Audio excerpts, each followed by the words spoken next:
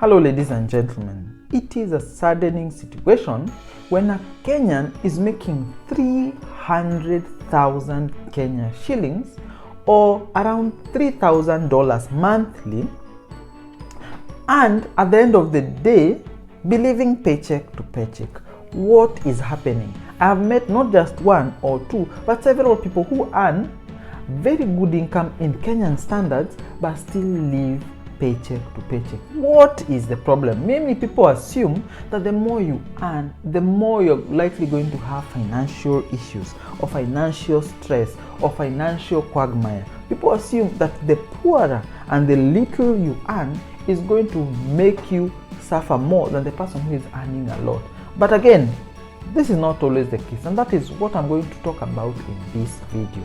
Why earning a lot might not actually assure you and might actually be making you live paycheck to paycheck. So I've met with several people and I'm going to give a general overview. The first thing that I noted with these individuals from talking to them, because the beauty about finances is around the numbers you'll actually see the character and the things that people do that make them live paycheck to paycheck in a desperate financial situation despite earning a lot of money. So the first thing is they wanted to keep up. So now you have earned this amount of money and you have this level in your workplace, and the people that you are with in university are like this, and you want to keep up with everyone, and you want everyone to see that you're actually also as successful as they actually are. You are admiring the grass on the other side and you want your grass to look just as good. Because you're trying to keep up, you do not know what you're keeping up with. This is because people don't necessarily expose their expenses. They don't expose their income. Maybe many are struggling with their income. Maybe some are earning a lot more. Maybe some are actually having some money from money that they have been given by their parents who are rich and well off. Maybe some have inherited property from their relatives.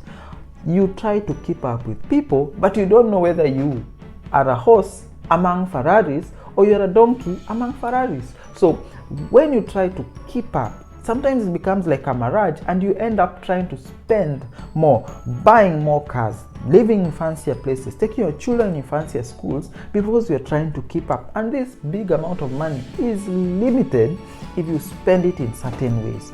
Of course, the other thing is people I've noted with such people is they put validation on the labels. So somebody buys a shirt because it has a specific label. It has a specific appearance. So you buy Gucci and you buy this and you buy this because of the label and the class that it gives you. Not because it is prettier than the labelless shirts, not because it captures a certain thing in your life, but because of the label. Because when people see this label, when they see this brand on you, they put a certain value on you, and you yourself, the problem now becomes you yourself feel more important, feel more validated when you wear these labels. And sometimes it is a personal thing where your self-esteem is pegged on how people look at you, on how people validate you. When somebody tells you look smart, that's a nice shirt, you feel proud and you still feel elevated and you balloon up. This is because your esteem is pegged on what people think about you, and you put on labels and you buy brands and you get new cars because of this label. And no matter how much money you make, you will always be chasing a mirage of validation. Then the other thing that I have noted with such individuals is they eat out. My friends, eating out has been noted from research in the UK.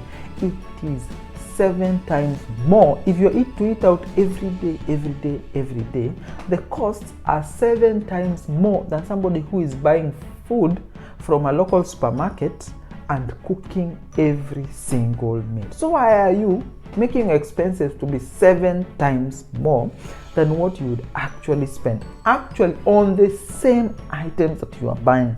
So rather than go and buy fish and chips in this fancy restaurant, you buy this fish and chips, you buy these potatoes and you buy this fish and you cook in your house. The cost can actually go down significantly. So some of the costs are because you become lazier as you feel like you have more disposable income and you want to eat out a little bit more. Of course, the other problem that comes with having a lot of money and is also pegged on social validation is giving, and giving. You end up giving too much money. I'm not saying that you do not give to social causes that you care about. I'm not saying that you do not support ministries that you desire to support.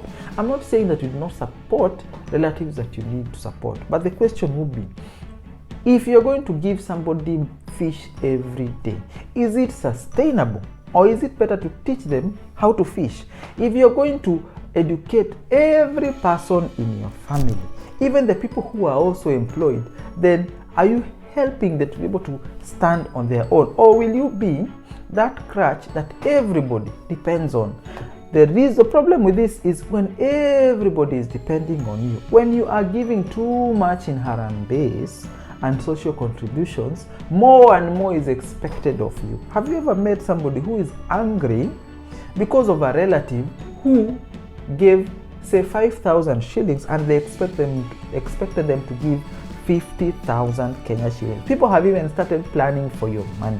And because of this social expectation, and because you do not want to make people not happy with you, and because you are seeking the social validation, you end up giving even more money that is continuously digging a hole in your pocket. My friend, your money is not enough for everybody's greed. It might be enough for everybody's need, but it will not be enough for everybody's want and everybody's greed.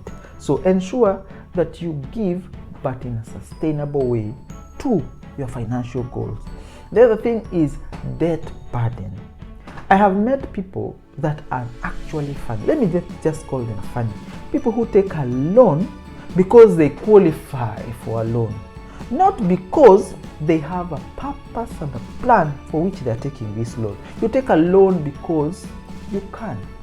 Some salesperson came and told you that now you qualify for this big amount of money, and so you take money just to have money. The problem with money, once you have a lot of cash in your hands that you have not planned for, a lot of things will come that will make you plan for this. Have you ever wondered, when you are broke, when you don't have a lot of money, you actually do not see offers in the supermarkets. You do not actually see offers in the internet. You do not see a lot of cars that you desire to have because you don't have the money in your pocket. But once you have money that is making your bank account a little bit warmer, you start feeling the need to see and to look at offers. You even find yourself window shopping, and you end up buying more money just because you have this money. The unfortunate thing is, if all this is serviced by money you have taken as debt, it becomes particularly troublesome.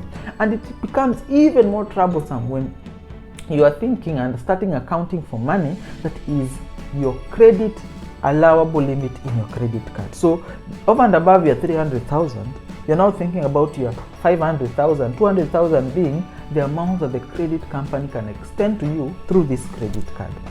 And because you are planning for money that is not yours, you're going to have to plan for additional expenses. And my friend, credit card expenses are punitive.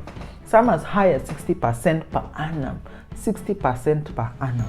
You end up paying for things, for interest that you did not have to, just because you felt the warmth of having this money. And the debt burden that continues to accumulate becomes a grave that you are inside. You're trying to borrow outside, but the interest is burying you inside. And every time you're trying to find your way out of debt. And the problem is, if your mannerisms and your behaviors towards financial prudence have not changed, it will be a grave that you cannot dig out of. And no matter how much money you make, you will not actually be going anywhere as regards to your finances. Of course, the other thing is lifestyle creep. Have you ever noticed, if you earn, say, 10,000, maybe your basic needs are food, shelter, and clothing. You double that amount to, say, 20,000. Now you find it is food, shelter, clothing, and entertainment. Then you put that money, say 100,000, then it becomes food, shelter, clothing, entertainment, social contributions. So what is happening? Why could you not do social contributions with the 10,000, but you want to do with your 100,000? It is called social creep. This is where things that were not previously necessary become important as you grow on your wealth. The problem is not that. The problem is if all these not so important things grow at the same rate as your income. So if you're coming from, say, 50,000 net income in Kenya, or say around $500, and then you have doubled it to 100,000 Kenya shillings, or around $1,000, if you have doubled your income by 100%, but if you're going to double your rent by 100%, if you're going to double your food by 100%, you're going to double your social contributions by 100%, you're going to double your entertainment by 100%, the net effect is zero. You will just live better, but at the end of the day, your financial situation will be the same. If you are begging to get at the end of the month, you will still beg to get at the end of the month. This is because of lifestyle creep. You suddenly balloon your expenses as your income increases. The best thing you can be able to do is, when you increase this income, try to maintain your expenses at the same level. Do not start incorporating more and more expenses just because you have a little bit more money. And this additional money, put it towards savings and investment until you have gotten to a certain level of investment and growth to be able to necessitate you to increase some expenses as you go. Of course, some expenses you can't be able to change. Like if it is food, you cannot reduce the amount of food that you take. But you can be able to reduce the cost of the food that you take by shopping in more discount places, by living in more cheaper places, by taking your children to more cheaper schools. So some of these things you can go around, some you can't, but the idea is as your income grows, your expenses do not grow at the same rate. And that is what is called lifestyle creep. So these individuals with this high income amount of income have been growing their expenses considerate to the amount of money they make. It becomes a big financial problem as they go. Of course, in tandem with this is what is called upgrade mania. I've met individuals who earn this amount of money, and some of them have told me such funny things as, I have to upgrade a car every 3 years. So they can't drive the same car past 3 years. Past 3 years, it is old. Yes, it is old. Cars nowadays can be able to last more than 20 years. So if a car can last 20 years, but you imported the car for that an 8-year-old, you buy an 8-year-old car, you want to use it for 3 years, you have bought it at, say, 1 million shillings, you have lost the value for 3 years, now you are going to resell it at 500, then use another 1 million so that you can put 1.5 million towards an upgraded amount of money. You are losing not only money that you could have invested, so the additional 1 million that you put for the second car upgrade could be going towards your investment, and you have lost 500,000 because of depreciation. So look at the losses that come with upgrading. Why are you upgrading? Just because you want to, or because you are in a certain class, or because your friends are doing it anyway. So ensure that you do not just upgrade and upgrade and upgrade. You do not just change your expenses just because yesterday you did this, so you have to do something bigger. Today you went to Mombasa for holiday, you went with a train, tomorrow you want to go to Seychelles with a plane. So what is happening? Why do you have to change and upgrade your lifestyle and your cars and all these things? And you forget sometimes some of these things like cars, you lose out on depreciation for the 3 years. Then you add money to get a 1.5 million car that is going to depreciate even more. And you lose the amount of money that you could have invested and earned capital gains and interest. Ladies and gentlemen, these are the things that are making people who are earning a lot of money end up being broke. Even in retirement, you become poor, and there's nothing as bad as you are used to this lifestyle, and then now that you have retired, you have no income and you come down to this lifestyle. Such people will die very fast because they are heartbroken, because what they thought life was and what they can be able to maintain is legs and hands apart. It be so far to be able to reconcile the lifestyle they were used to and the lifestyle they can actually be able to afford.